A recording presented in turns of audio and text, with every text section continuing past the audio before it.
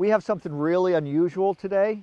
I am standing here with Lieutenant Colonel, retired, Mikey Hartman of the Israeli Defense Forces, and this is both an honor and a pleasure. I had a chance to meet Mikey a while back at SHOT Show, had some fantastic conversations with him, was very impressed by him, and now I'm very excited to have a chance to, introduce him to all of you and to do some videos. This will actually be the first video, and here I just like to have a chance to introduce you to the American public. What's very interesting about the Lieutenant Colonel is that he not only was in charge of the Israeli marksmanship program, but he virtually created it from scratch. And you taught a huge amount of soldiers how to shoot. And so if you don't mind, sir, I'd just like you to take a little bit of time and talk to us a little bit about you, what you've done, and how you came about doing what you're doing. Okay. First off, thank you very much. It's a true honor for me. I was actually born in the States. I grew up in Memphis, Tennessee, and as time went on, I decided I'm going to try to join the Israeli army. I'm Jewish, and the first word I learned in Hebrew was tzalaf, which means sniper. I never knew I was going to be a six-time champion of shooting of Israel, but that was my goal. And after I finished up high school, I went out to Israel to join the army. Went into one of the infantry units called Givati. Those are the guys with the purple berets. And I told my platoon commander that I want to be a sniper. He says, okay, let's see what you can do. We went onto the shooting range with a Galil assault rifle back then. It's an Israeli-made weapon. And we weren't very good at shooting in the Israeli army at all. We've had some terrible numbers in our previous wars, that crazy numbers of hit rate and pressure situations. So, but my first grouping was actually very good. And for back then at least, now everyone does it. And they brought these generals to watch me shoot. I think I went to sniper school maybe a month afterwards. I was in the territories on a roof maybe 3 months after. So. And what year was this about? 1988. 1988. So I really didn't have any gifts. God like jumped over me when he was giving out presents, but he let me have the gift to shoot and eventually to teach how to shoot. If you ask my wife, she'll tell you it's one of my only gifts I have. Okay, now you served and deployed and was utilized as a sniper in the Israeli army.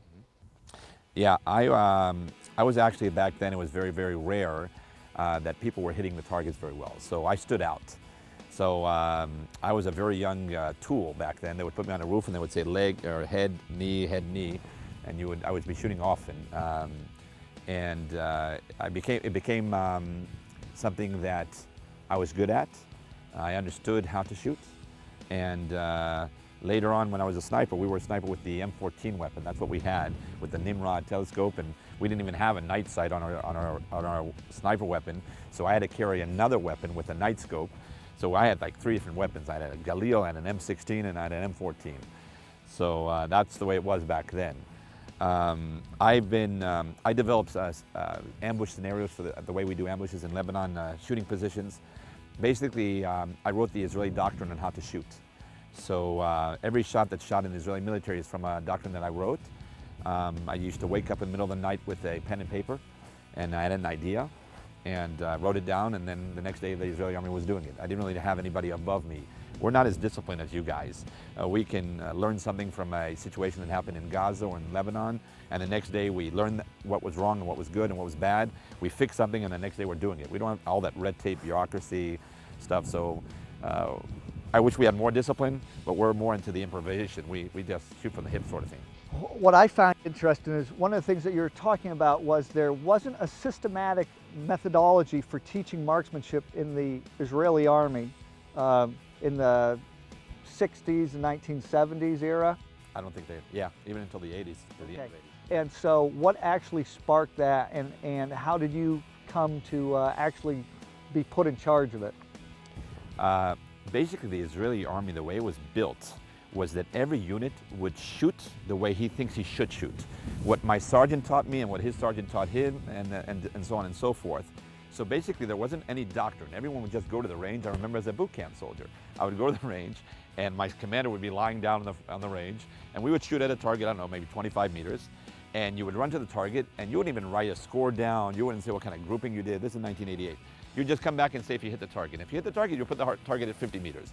So my whole company, everyone was at 50, 100, and my target was at 300. So you just kept on moving it farther as it would go. But during one of my tours in Lebanon, I zeroed in my sniper weapon, and after I finished zeroing it, my guy next to me on the shooting line was with his Galil, and he wasn't hitting the target.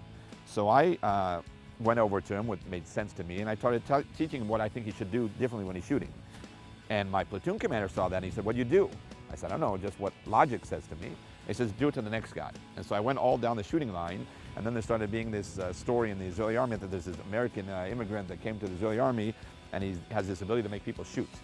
So my battalion commander called me maybe a few months after and asked me if I can try to build a marksmanship sharpshooting program for the Givati Brigade, which was one of the 5 infantry units of the Israeli army. So I did that for years. I was an NCO, and we took all the first place competitions, like 6 times we took first place in shooting competitions. And then the other unit said, okay, maybe it's time for me to be in charge of everybody. So I went to officers course as an NCO, which is actually rarer in the Israeli army because I went to this officer school after 6 years instead of 2. And then they put me the head of shooting in 1993. So in 1993, I started to develop the shooting school of Israel. I had 3 instructors. I think I left when we had over 1,000 altogether. Wow. Yeah, so things changed, and then I had to, how do I do this? How do I build a doctrine that every unit will do the same thing? And not only that, that it actually works. That if he does A, B, C, D, and E, then he'll be a better shooter. So they gave me gas coupons, and I would take my little car, and I would drive to the different units in the Israeli army. We're a small country anyway, and about the size of New Jersey, they say. And I would come to the head of the infantries of each one of the units, and I say, I have an idea. I want you guys to try this and see if it works. And the proof had to be in the pudding. If it didn't work, it wouldn't have gone. So thank God it actually worked, and I started getting more instructors and more influence. And I think it took us about 3 years, but we went from one of the armies I think that shoots the worst in the world to one of the armies that shoots the best in the world. Hit ratio in battle situations. I'm not talking shooting ranges. So sure. You're talking about actual combat. Yeah, which we do daily. How many soldiers do you think you actually ended up training over the years? Well, I didn't do much else except that. So the numbers they always tell me is around 500,000 soldiers. So Israel, we're a small country. Everywhere you go, you know someone you train, and you don't remember their name. So it's like, Mikey, how are you doing? We say in Hebrew, Mani Machi, how are you doing, my brother? The brother gets you out of a lot of it because you can't remember the guy's name anyway. So, how you doing, my friend? How you doing, my brother? So I love them to death, and we train also men and women. Yeah. And a lot of our instructors are actually women, not men, which was difficult in the beginning because it's a very chauvinistic area of expertise shooting. And the women in the end, I was against it, but as time went by, they were better instructors.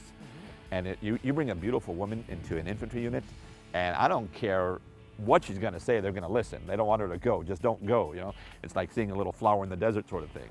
So they were unbelievable. We have a whole bunch of women instructors in the Israeli army. I think about 60% of all shooting instructors are women in the Israeli army. This is just a little bit of taste of what we're going to be talking about in future videos, and the reason why I'm holding this scar with this optic on it is because he's also developed a very interesting red dot sight, and we're going to talk about that as well. So keep an eye out for future videos with Lieutenant Colonel retired Mikey Hartman from the IDF, and this is something that you're going to want to keep an eye out for.